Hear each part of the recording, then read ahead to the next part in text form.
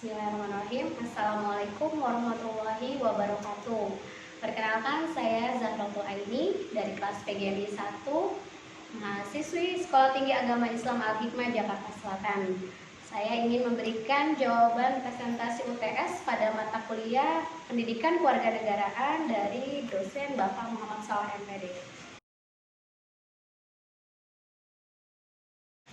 Menurut saya, sistem pemerintahan demokrasi di Indonesia saat ini belum berjalan dengan sangat baik.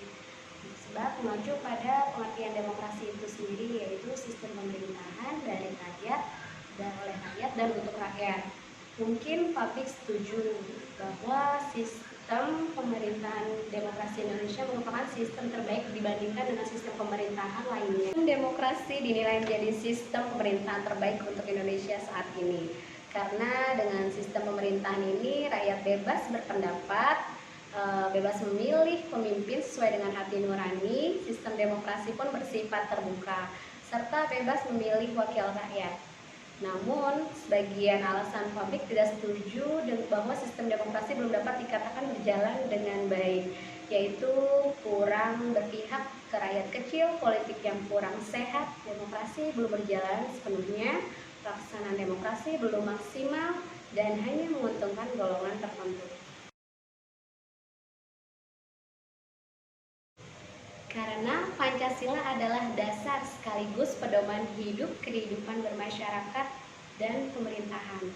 Pancasila menjadi sumber nilai, norma, dan kaidah bagi segala peraturan hukum dan perundang-undangan. Pancasila sebagai landasan ideologi bangsa Indonesia, sekaligus Pancasila adalah jiwa dan jati diri bangsa Indonesia. Cara membina kesadaran berkonstitusi di tingkat siswa-siswi madrasah ibtidaiyah atau SD, yaitu dapat dilakukan dengan cara melakukan pembiasaan setiap hari Senin upacara bendera dengan melafalkan teks pembukaan UUD 1945 dan juga teks proklamasi serta ikrar janji siswa yang biasa diucapkan. Dengan begitu diharapkan peserta didik mampu menghayati dan mengamalkan nilai-nilai yang terkandung di dalamnya. Dapat pula diimplementasikan dengan kegiatan siswa lainnya seperti ikut serta dalam pemilihan ketua kelas, ikut aktif dalam pemilihan ketua regu dalam kegiatan ekstrakurikuler pramuka, dan juga mengikuti atau mengurus ajang perlombaan antar siswa.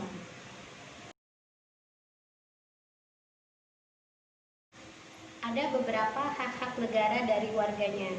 Yang pertama, negara berhak dibela oleh warganya, tercantum dalam pasal 27 ayat 3. Yang kedua, negara berhak untuk dijaga dan dipertahankan dari serangan musuh, yaitu terdapat dalam UUD pasal 30 ayat 1.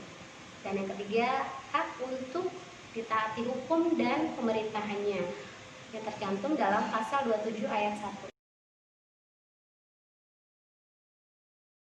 Ada 10 pilar-pilar demokrasi. Yang pertama, demokrasi yang berketuhanan yang Maha Esa. Yang kedua, demokrasi dengan kecerdasan. Yang ketiga, demokrasi yang berkedaulatan rakyat. Yang keempat, demokrasi dengan rule of law. Yang kelima, demokrasi dengan pemisahan kekuasaan negara. Yang keenam, demokrasi dengan hak asasi manusia. Yang ketujuh, demokrasi dengan pengadilan yang merdeka. Kedelapan, demokrasi dengan otonomi daerah. Kesembilan, demokrasi dengan kemakmuran. Dan yang terakhir, ke-10, demokrasi yang berkeadilan sosial. Sekian presentasi jawaban UTS dari saya. Mohon maaf atas segala kekurangannya. Terima kasih. Wassalamualaikum warahmatullahi wabarakatuh.